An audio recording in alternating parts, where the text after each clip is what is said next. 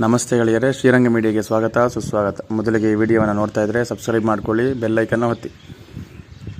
ಒಮ್ಮೆ ಭಗವಂತ ಮನಸ್ಸನ್ನು ಮಾಡಿದರೆ ಮುಗಿದೋಯ್ತು. ನಾವು ಯಾರೇ ಏನು ಮಾಡಿದರೂ ಕೂಡ ಅದರಿಂದ ತಪ್ಪಿಸ್ಕೊಳ್ಳೋದಕ್ಕೆ ಅಸಾಧ್ಯ. ಭಗವಂತ ಅವನು ನನ್ನ ಸೇವೆಯನ್ನು ಮಾಡಬೇಕು ಅಂದರೆ ನೂರಾರು ಜನ ಅವನಿಗೆ ತೊಂದರೆ ಮಾಡಿದರೂ ಕೂಡ ಭಗವಂತ ರಕ್ಷಣೆಯನ್ನು ಮಾಡೇ ಮಾಡ್ತಾನೆ. ನಾವು ಭಗವಂತನಲ್ಲಿ ಏನು ಕೇಳಬೇಕು ಅಂದರೆ ನಾವು ಚೆನ್ನಾಗಿರಬೇಕು, ಸುಖವಾಗಿರಬೇಕು. ಆದರೆ ಸದಾಕಾಲ ನೀನು ಸೇವೆ ಮಾಡ್ತಕ್ಕಂಥ ಈ ಕೈಗಳು ಚೆನ್ನಾಗಿರಲಿ ಅಂತಹ ನಾವು ಪ್ರಾರ್ಥನೆ ಮಾಡ್ಕೋಬೇಕು. ಪ್ರಾರ್ಥನೆ ಒಂದು ಕಡೆ ಆದರೆ ನಾವು ಭಗವಂತನನ್ನು ಇಷ್ಟಪಡಬಾರ್ದು, ಭಗವಂತ ನಮ್ಮನ್ನು ಇಷ್ಟಪಡಬೇಕು. ಈ ರೀತಿಯಾಗಿ ನಾವು ಜೀವನವನ್ನು ಮಾಡಿದರೆ ಎಂತಹ ಸಮಸ್ಯೆಗಳು, ಸಾಗರದಷ್ಟು ಸಮಸ್ಯೆಗಳು ಬಂದರೂ ಕೂಡ ಭಗವಂತ ನಮ್ಮನ್ನು ರಕ್ಷಣೆಯನ್ನು ಮಾಡಿಯೇ ಮಾಡ್ತಾನೆ. ಇದು ಶತಸಿದ್ಧ. ಇನ್ನು ಕೆಲವರಿಗೆ ಭಗವಂತ ಅಂದರೆ ಅವನ ಮೇಲೆ ನಂಬಿಕೆ ಇಲ್ಲ, ಅಶ್ರದ್ಧೆ ಎಲ್ಲವೂ ಕೂಡ ಉಂಟಾಗಿರುತ್ತೆ. ಆದರೆ ಮನುಷ್ಯನಾಗಿ ಹುಟ್ಟಿದ ಮೇಲೆ ಒಂದಲ್ಲ ಒಂದು ರೀತಿಯಾಗಿ ಭಗವಂತನನ್ನು ನಾವೆಲ್ಲರೂ ಕೂಡ ನೋಡಿಕೊಳ್ಳಲೇಬೇಕು. ಭಗವಂತನ ನೆನಪು ಒಂದಲ್ಲ ಒಂದು ಕ್ಷಣದಲ್ಲಿ ನಮಗೆ ಆಗಿಯೇ ಆಗುತ್ತೆ. ಆಯಿತು, ನಾವು ಭಗವಂತನ ನಂಬಲ್ಲ, ತಂದೆ ತಾಯಿಗಳನ್ನಾದರೂ ಒಂದಲ್ಲ ಒಂದು ರೀತಿಯಾಗಿ ನಾವು ಮನಸ್ಸಿನಲ್ಲಿ ಯೋಚನೆಯನ್ನು ಮಾಡೇ ಮಾಡ್ತೀವಿ. ಆ ತಾಯಿ ರೂಪದಲ್ಲೇ ಭಗವಂತನನ್ನು ಈ ಪ್ರಕೃತಿ ಮಾತೆ ನಮಗೆ ಕೊಟ್ಟಿರ್ತಾರೆ. ತಂದೆ ತಾಯಿಯರೇ ಭಗವಂತನು.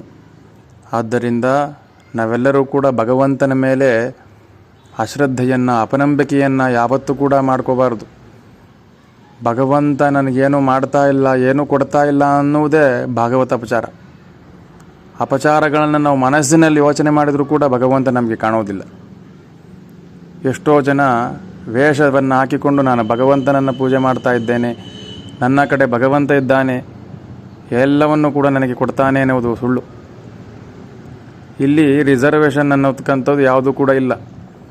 ನನಗೆ ಮಾತ್ರ ಭಗವಂತನ ದರ್ಶನ, ಬೇರೆಯವನಿಗೆ ಕೊಡುವುದಿಲ್ಲ. ಆದರೆ ಭಗವಂತ ಏನು ಹೇಳ್ತಾನೆ ಅಂದರೆ, ಭಕ್ತಿ ಯಾರಲ್ಲಿರುತ್ತದೆ ಅವರು ಯಾರೇ ಆಗಿರಲಿ ಅವರಿಗೆ ನಾನು ದರ್ಶನವನ್ನು ಕೊಡ್ತೇನೆ. ಅವನನ್ನು 100 ಜನ ಅವನನ್ನು ಕಷ್ಟಕ್ಕೆ ಸಿಲುಕಿಸಿದರೂ ಕೂಡ ಅವನನ್ನು ರಕ್ಷಣೆಯನ್ನು ಮಾಡ್ತೇನೆ ಅಂತ ಹೇಳಿ ಭಗವಂತನೇ ಹೇಳ್ತಾ ಇರ್ತಾನೆ. ಹಾಗಾಗಿ ನಾವೆಲ್ಲರೂ ಕೂಡ ಭಗವಂತನನ್ನು ಆಶ್ರಯಿಸೋಣ. ಜನಾರ್ದನ ಇರುವುದೇ ಜನಗಳ ಸೇವೆಯನ್ನು ಮಾಡುವುದಕ್ಕೋಸ್ಕರ. ಹಾಗಾಗಿ ನಾವೆಲ್ಲರೂ ಕೂಡ ಭಗವಂತನನ್ನು ಅತ್ಯಂತ ಶ್ರದ್ಧೆಯಿಂದ ನಂಬಿ ಅವನಲ್ಲಿ ಮನಸ್ಸನ್ನು ಇಟ್ಟಿದ್ದೇ ಆದರೆ ಒಂದಲ್ಲ ಒಂದು ರೀತಿಯಾಗಿ ನಮಗೆ ಅನುಗ್ರಹವನ್ನು ಮಾಡಿಯೇ ತೀರುತ್ತಾನೆ. ಇದರಲ್ಲಿ ಸಂಶಯವೇ ಇಲ್ಲ. ಅಂತಹ ವಿಚಾರಗಳನ್ನು ಇವತ್ತು ತಿಳಿಸಿದ್ದೇವೆ. ಆದ್ದರಿಂದ ನಾವೆಲ್ಲರೂ ಕೂಡ ಭಗವಂತನನ್ನು ಆಶ್ರಯಿಸೋಣ ಅಂತ ಹೇಳಿ ಮುಂದಿನ ವಿಚಾರವಾಗಿ ಮುಂದಿನ ಸಂಚಿಕೆಯಲ್ಲಿ ಭೇಟಿಯಾಗೋಣ. ಅಲ್ಲಿಯವರೆಗೂ ಧನ್ಯವಾದ.